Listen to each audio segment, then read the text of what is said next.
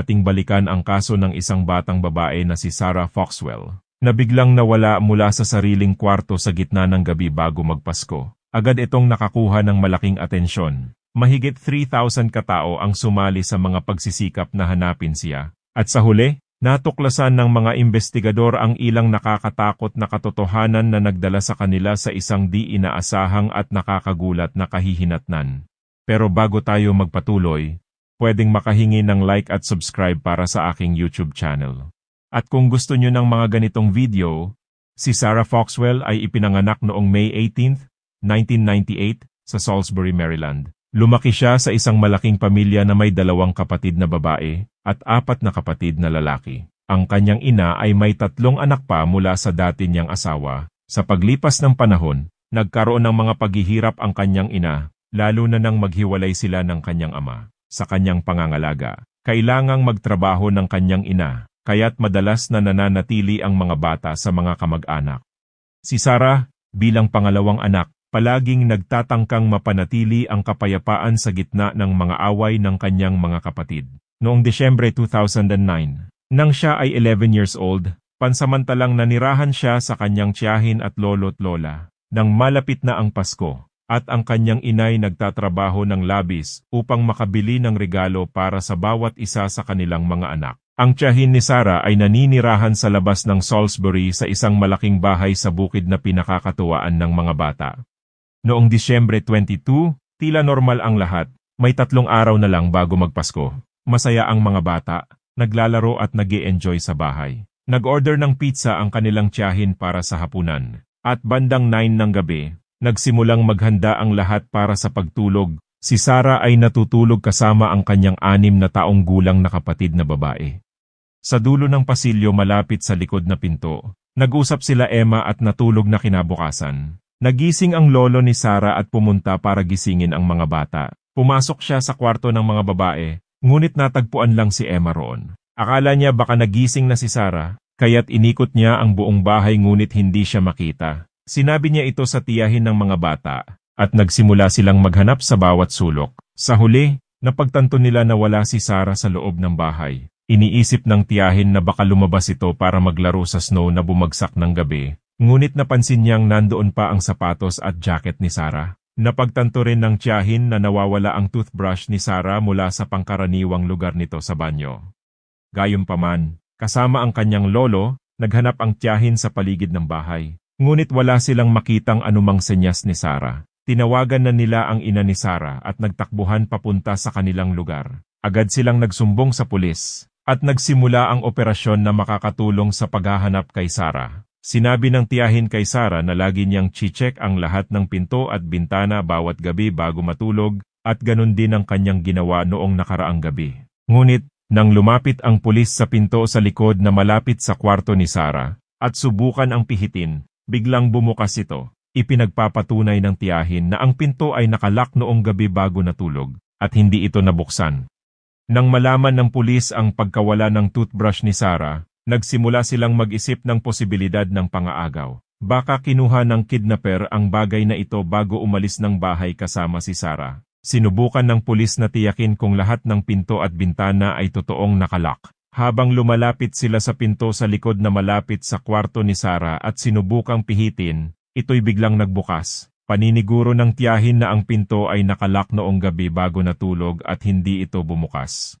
Ngunit naalala niya na mayroon silang spare key malapit sa pinto, kaya doon siya nagpunta at sinuri ito, ngunit wala ang susi. Ito'y nagpapalakas pa sa teorya na ito ay kinuha. Ang katunayan na alam ng salarin ang tungkol sa spare key na ito, ay nagpapahiwatig na kilala niya ng mabuti ang pamilya. Isa pang nakakabahalang detalye ay ang kanilang aso na hindi nag-ingay noong gabi, kahit na may ibang tao sa bahay kung sakali. Sa takot na baka si Sarah ay nakidnap, agad na inumpisahan ng mga investigador ang malawakang paghahanap. Kumalat agad ang balita ng kanyang pagkawala at maraming residenteng lokal ang nakipag-ugnayan sa pulisya, nag-aalok ng tulong.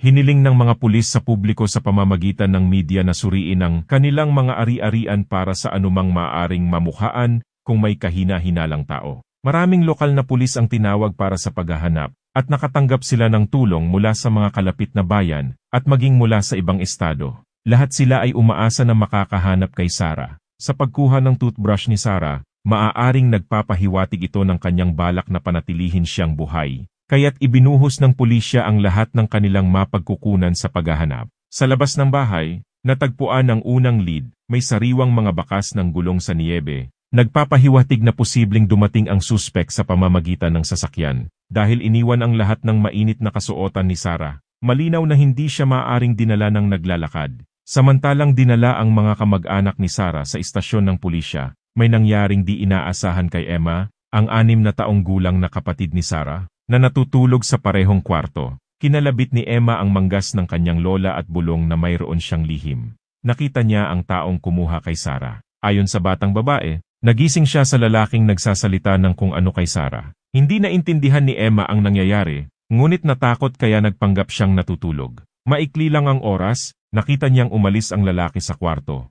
Sa sinabi na iyon ay nagbigay sorpresa sa pamilya ni Sarah, ngunit may huling sinabi si Emma. Nang makilala niya ang lalaking iyon, nanginginig siya. Kaagad na nalaman ni Mr. Tommy ang mga detalye, maging ang eksaktong edad na 30 years old. Ang nakita ni Emma ay si Thomas Legs, dating kasintahan ng tita ni Sarah. Kahit matagal nang hiwalay, ay bumabalik pa rin siya sa bahay nila. Sa mga nakaraang buwan, palagi siyang bumibisita sa kanilang bahay at naglaan ng oras sa mga bata. Kilala rin siya ng mga pulis dahil sa kanyang malawak na record ng krimen.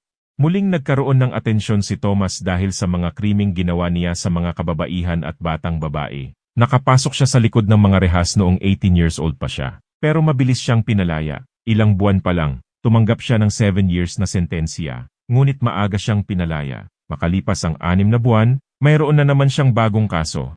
Sa kanyang muling paglaya, sumubok siyang manakit ng isa pang babae. Ngunit sa kasalukuyan, ang atensyon ng pulis ay nakafocus na kay Thomas dahil sa mga bantang ginawa niya laban sa dati niyang pamilya. Ang kwento ay naglalarawan ng sunod-sunod na pangyayari sa buhay ni Thomas Legs, na bumabalik sa masama niyang gawain kahit ilang beses nang nakulong. Noong una, matagumpay na itinago ni Thomas ang kanyang nakaraang krimen mula sa tiyahin ni Sarah, ngunit sa huli ay nalaman niya ito. Gayunpaman, nagtagumpay siyang kumbinsihin ito na pawang mga bintang lamang at hindi totoo ang lahat. Bagamat ito'y nangyari, wala namang duda ang mga investigador na si Thomas ang may kagagawan sa pagdukot kay Sarah. Nakita ng mga kamag-anak na mas maraming oras siyang kasama si Sarah kaysa sa ibang bata noong panahon ng pakikipag-date niya sa tiyahin nito. Walang kamalay-malay ang mga tao noon, ngunit matapos mawala si Sarah, itong pangyayaring ito ay tila nakakabahala. Nang gusto na kausapin si Thomas ng pulisya, dumaan sila sa kanyang lugar, sa isang maliit na kubo sa lupain ng kanyang mga magulang. Nahuli siya para sa pagsisiyasat at nakakuha rin ng warrant para sa pagsusuri ng kubo. Wala silang natagpo ang ebidensya na nagtutugma kay Thomas at sa pagkawala ni Sarah. Ngunit natuklasan ng pulisya ang maraming magazine at DVD discs na naglalaman ng mga material para sa adult na palabas sa loob ng kubo. Sa haba ng kanyang pagsisiyasat, itinanggi ni Thomas ng paulit-ulit ang kanyang kinalaman sa pagkawala ni Sarah. Sinabi niyang sinusubukan niyang harapin ang kanyang mga problema patungkol sa kanyang hilig sa mga krimen laban sa mga menor de edad. Ayon kay Thomas, noong kasama niya ang tiyahin ni Sarah, iniwasan niya ang maging mag-isa kasama ang mga bata upang walang magsisinungaling laban sa kanya. Nang sabihin na nakita siya ni Emma noong gabi ng pagdukot, itinanggi ni Thomas at sinabing palaging nag-iimbento si Emma at wala siya roon. Hindi naniwala ang mga investigador, hindi lang dahil sa mga naunang krimen ni Thomas. Sa kabila ng lahat ng ito, patuloy na hindi nakakumbinsi ang mga investigador kay Thomas. Sa kabila ng mga pagtatangkang mahanap si Sarah, nang tignan ang pickup truck ni Thomas, agad na natuklasan ng pulisya ang ilang mahalagang ebidensya. Sa loob ng sasakyan, makikita ang berdeng toothbrush ni Sarah at isang malaking lollipop. Inakala ng mga investigador na maaaring ginamit ni Thomas ang candy upang lokohin si Sarah at pasakayin sa kanyang sasakyan. Ang mga tracks ng gulong ay nagtugma rin sa mga marka sa niyebe. Sa harap ng bahay noong gabing nawala si Sarah, mismong siya ang nagsabi sa mga detektib na hindi siya pumunta roon sa loob ng 1 buwan. At ngayon may ebidensya na nagsisinungaling siya. Bagamat patuloy na itinatanggi ni Thomas ang lahat, umaasa pa rin ang mga pulis na mahahanap si Sarah. Maraming pulis at mga voluntaryo ang nagpatuloy sa paghahanap sa lugar, sinuyod ang teritoryo sa maraming milya mula sa kanyang bahay. Binusisi ang mga iniwang gusali, gubat, at mga ilog. Sinubukan ng mga search dog na kunin ang amoy ni Sarah habang nagronda ang mga helicopter mula sa itaas. Natanggap din ng pulis ang malaking suporta mula sa lokal na komunidad. Nagpunta ang mga tao sa istasyon ng pulis at nag-volunteer kahit masama ang panahon at malapit na ang Pasko. Sa kasamaang palad, hindi nagtagumpay ang paghahanap ng araw na iyon. Ngunit walang kahit isa ang nag-isip na sumuko at maaga kinabukasan, lumabas sila upang hanapin siya ulit. Sa buong panahon na iyon, hindi bumaba ang bilang ng mga voluntaryo, kundi lumaki pa ito. Sa kabuuan, 3,000 katao ang sumali sa paghahanap. Kailangan pa nga ni Sheriff na ilipat ang coordination center sa malaking baseball stadium dahil hindi kasya sa istasyon ng pulis ang ganong karaming tao. Nagbigay sila ng tubig, mainit na tsa, at pagkain. Lahat ay nagsumikap na gawin ang kanilang makakaya. Umaasa na sa huli, matutulungan silang mahanap si Sarah ng buhay. Samantalang nagsasagawa ng investigasyon, nakakuha ang mga autoridad ng isa pang ebidensya na nagtutugma kay Thomas sa pagdukot. Agad na ibinigay sa kanya ang bagong set ng damit sa istasyon at ipinadala ang kanyang lumang damit sa laboratorio. Natagpuan ng mga eksperto ang ibang DNA sa brief ng suspect at kinumpara ito sa sample mula kay Sarah na nakuha mula sa kanyang mga gamit. Tumugma ito ng buo. Sa pag-consider ng ebidensyang ito, dumating ang mga investigador sa malupit na konklusyon. Mukhang pagkatapos ng pagdukot, may nangyaring panggagahasa kay Sarah. Ang pangalawang araw ng paghahanap ay wala pa ring resulta. At sa umaga ng December 25, sa araw ng Pasko, libo-libo na naman ang nagtungo upang hanapin si Sarah kahit araw ng Pasko. Sa parehong araw, natanggap ng mga investigador ang GPS data mula sa cellphone ni Thomas. Sa kasamaang palad, hindi ito eksaktong lokasyon, kundi impormasyon lamang tungkol sa koneksyon ng kanyang cellphone sa mga tiyak na cell tower. Natuklasan ng pulis na noong gabi ng pagkawala ni Sarah, nakakonekta ang kanyang cellphone sa 3 tower, nagbibigay daan sa kanila na matukoy ang palagay na triangular na lugar kung saan siya naroroon. Ipinokus ng mga investigador ang lahat ng kanilang pagsusumikap sa lugar na ito na nasa halos estado ng hangganan,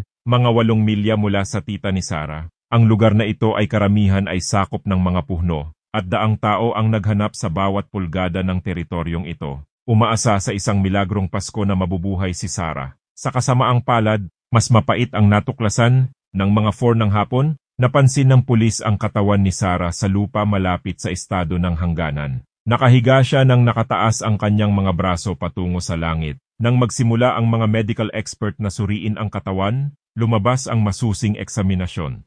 Kahit na nagulat sila sa una, kumpirmado ng mga autoridad na ginahasa ang biktima. Nakita ang mga senyas ng strangulasyon, ngunit hindi nito pinalad na patayin siya sa paraang iyon. Sa baga ni Sarah, natagpuan ng mga eksperto sa lupa, nagpapahiwatig na sinubukan siyang lunurin sa isang balon sa panahon ng pag-torture. Pagkatapos nito, nasunog siya at nagkaroon ng malalang sugat.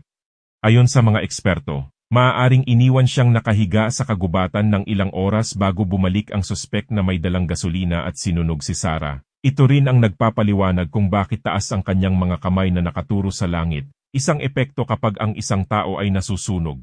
Ang kahindik-hindik ng karahasan na ito ay nagulat sa lahat, kabilang na ang mga investigador, na nahirapang paniwalaan ang lahat ng itong krimen.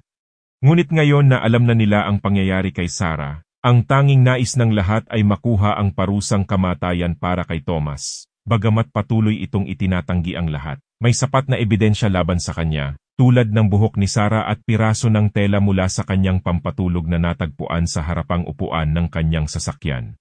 Sa higit 1 taon na paghihintay para sa paglilitis, bigla na lamang hindi ito natuloy noong 2011. Sa halip, inalok ng prosecution kay Thomas ang isang plea deal na naglalaman ng pag-amin niya ng kasalanan at pagtanggap ng sentensyang habambuhay na kulungan kaysa sa parusang kamatayan. Bagamat tila hindi makatarungan ang deal na ito sa harap ng ginawa niya kay Sarah, may mga seryosong dahilan sa likod nito. Ang pangunahing rason ay upang hindi na kailangang muling mag-testify ang kapatid ni Sarah sa harap ng pumatay. Isa itong malaking pagsubok para sa kanya, at maaaring mas lalong maapektuhan sa kanyang emosyon kung palaging nasa harap niya ang kanyang kapatid na pumatay. Isa pang rason ay hindi kumpiyansa ng prosekusyon na makakamit ang parusang kamatayan. Ang pagtutol ng gobernador sa death penalty ay nagdagdag pa sa pagbabawas ng tsansa na makuha ito.